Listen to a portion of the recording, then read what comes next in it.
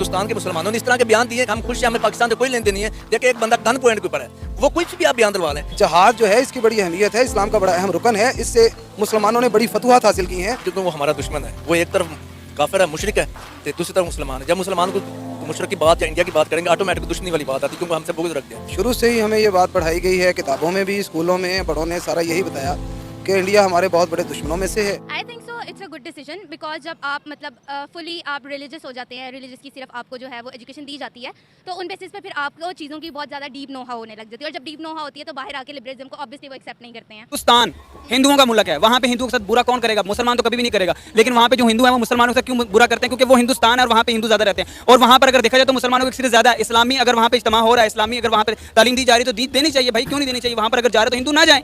यहाँ पर क्रिश्चियन हमारे होते हैं, हिंदू कराची में, हिंदू इधर पाकिस्तान में विजिट करने आते हैं, हम तो बड़ी सेवा करते हैं। उधर मुसलमानों के साथ ज्यादती करोगे ना तो किधर भी हिंदू नहीं बच हो जाएगा।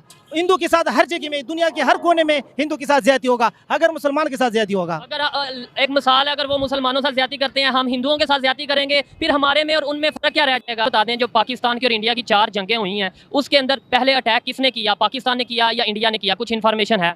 टू द पॉइंट अगर बात करूं तो चारों जंगों में इंडिया ही नहीं दीगर और ममालिक भी शामिल थे, और उन्होंने पाकिस्तान को दबाने की और तबाह करने की और तकसीम करने की उन्होंने कोशिश की, जिसमें अल्लाह ने उन्हें मुंह की खाने दी।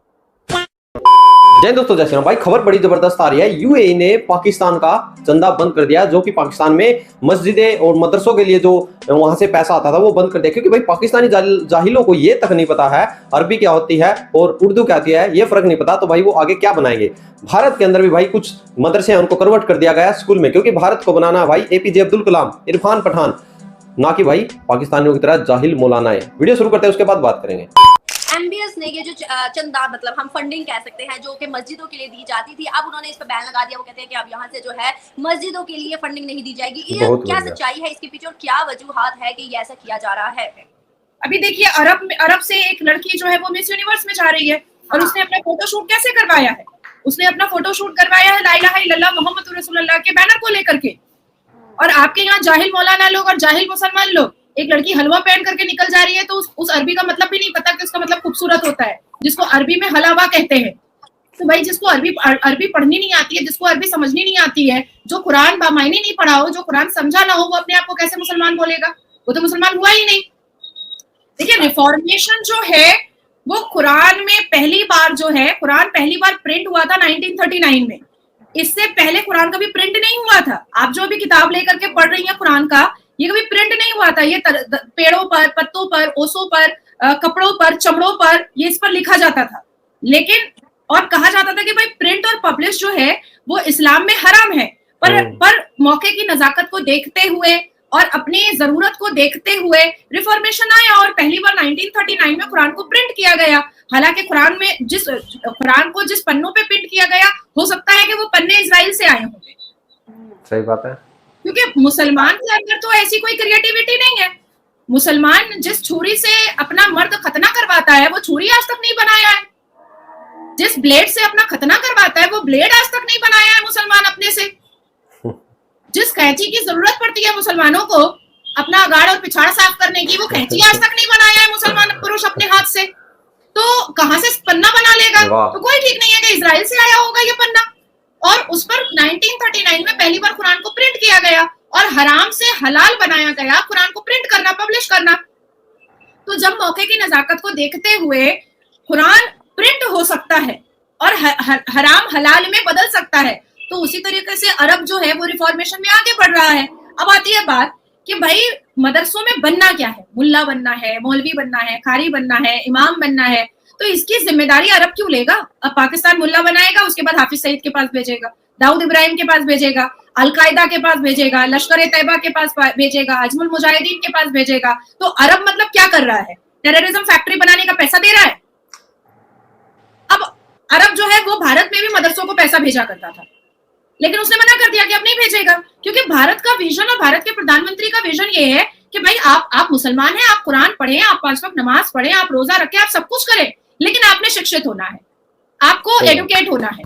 और एडुकेशन मदरसे के अंदर नहीं होती है, मदरसे के अंदर इस्लामिक तालीम होती है, दीनी तालीम होती है। तो इससे देखो एक चीज और भी होती है कि कल आज तुम्हारी शादी हुई है ना, कल तुम्हारा बच्चा होगा, तुम उस बच्चे को मदरसे में दीनी तालीम पढ़ने के लिए भेजोगी, मतलब तुम्हारे ऊपर तो लानत है। फिर तुमको तो चुल्लू भर पानी में डूब के मर जाना चाहिए कि तुम अपने बच्चे को खुद अल्लाह के बारे में नहीं बता पा रही हो, खुद प्यारे रसूल के बारे में नहीं बता पा रही हो। नो डाउट आप इस्लामिक देश में रहती हैं, आपसे ज्यादा मुझे कुरान के बारे में पता है, आपसे ज्यादा मुझे हदीस के बारे में पता है, आपसे ज्यादा मुझे सही अल बुखारी के बारे में पता है, आपसे ज्यादा बहिश्ते ज़ेवर के बारे में मुझे पता है, आपसे ज्यादा साफ और शफाफ मैं बड़ी जिम्मेदारी से कह रही हूँ कि अरबी को फारसी में ट्रांसलेट और फारसी को अंग्रेजी में ट्रांसलेट मैं कर दूंगी एक लाइन में। और देखिए, भारत की सरकार मुल्ला बनाने के लिए नहीं बैठी है, बात सही है।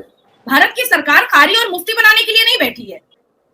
मैम अभी देखा ना कि यूपी के अंदर जो मदरसे थे उनको बैन किया गया और कहा कि जितने मदरसे के स्टूडेंट्स हैं उनको वहां से निकाल के स्कूल भेजा जाएगा। तो ये भी एक बड़ा स्टेप लिया है इंडिया ने, भारत ने तो ये स्टेप ले लिया। हालांकि आसाम में भी 1288 मदरसे जो हैं वो तोड़े गए हैं और उसको मिडिल स्कूल बनाया जा रहा है, जो बहुत ही खूबसूरत और लैविश मिडिल स्कूल बनाया जा रहा है। हालांकि ऐसा नहीं है कि जो बच्चे मदरसे में पढ़ रहे थे उसको हटा दिया गया है, नहीं, वही मदरसे के बच्चे अब स्कूल में पढ़ेंगे और हिस्ट्री भी पढ़ेंगे, ज्योग्राफी भी पढ़ेंगे, साइंस भी पढ़ेंगे, उसके बाद फिर कंप्यूटर भी सीखेंगे। तो ये उनकी जिंदगी के लिए, उनके मुस्तकबिल के लिए, ये उनके आने वाले फ्यूचर के लिए ज्यादा बेटर हो रहा है। अब उत्तर प्रदेश में ये उत्तर प्रदेश अहमदाबाद हाईकोर्ट ने कहा है कि भाई संविधान होते हुए भी मदरसा एक्ट की तो कोई जरूरत ही नहीं है, और सरकार का काम तो मुल्ला बनाना है नहीं, सरकार का काम तो लुंगी पहनाना है नहीं, सरकार को ये नहीं, सरकार का काम ये बताना तो है नहीं कि भैया तुम जो लुंगी पहने हो उसके अंदर चड्डी भी पहन लो प्लीज, ये काम सरकार का तो नहीं है। तो ये जो मुसलमानों ने जो अपने आप को खुद बेइज्जत किया है, खुद बदनाम किया है, ये इनका प्रॉब्लम है। आज अरब इनको थूक रहा है, आज भारत के मुसलमानों को, पाकिस्तान के मुसलमानों को अरब थूक रहा है, तो इसमें किसी की क्या गलती?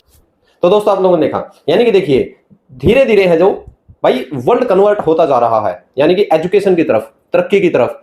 आज देखिए यूएई को, जो कि भाई असली इस्लामिक देश है, वहां पर जो लड़की अभी मिस यूनिवर्स में पार्टिसिपेट किया है वो एक मुस्लिम लड़की है, मुस्लिम रीति रिवाज के अनुसार उसने पार्टिसिपेट किया है। और एक कुछ दिन पहले भाई, 1-2 महीना पहले पाकिस्तान के अंदर एक लड़की आई थी जो कि अरबिक प्रिंटेड सूट पहनी हुई थी। इन जाहिलों को, जो कि मदरसे में पाकिस्तान के पढ़ते हैं, उनको ये तक नहीं पता था कि उसके ऊपर भाई लिखा क्या है। वो कहते हैं ना भाई, मेरे को याद नहीं है, अरे फारे को फारसी क्या, पढ़े लिखे को फारसी क्या, कुछ ऐसी है भाई। कमेंट सेक्शन में जरूर लिखना आप लोगों को पता हो तो भाई पाकिस्तानियों को कुछ पता ही नहीं है फारसी वारसी क्या है।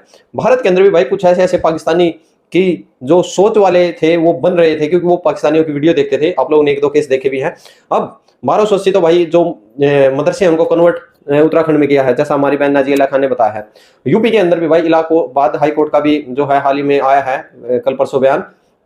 तो जो भारत है भाई उसको वैज्ञानिक तैयार करने हैं, ना कि मौलाना तैयार करने हैं। भारत को खिलाड़ी तैयार करने हैं, ना कि भाई ये देखिए आप लोग जो यानी कि सनातन की है उसका तरफ ज्ञान प्राप्त करें, गुरुकुल वगैरह वहां पर भी लेते हैं। साथ में भाई एक, जैसे हमारे मोदी साहब बोलते हैं, एक हाथ में विज्ञान तो एक हाथ में कुरान। तो एक हाथ में आप ऐसा नहीं कर सकते कि भाई बिल्कुल ही आप एक साइड में चलेंगे, नहीं। आप लोगों को देश की तरक्की के लिए सोचना होगा कि भाई देश कैसे आगे बढ़ेगा। खेल में कूद में आज हर जगह पे भारत के मुसलमान है जो बढ़ चढ़ कर भाग ले रहे हैं। पाकिस्तान के देखिए भाई कहां पर है। आप लोग क्या रिकमेंड से जरूर जय हिंद, जय श्री राम।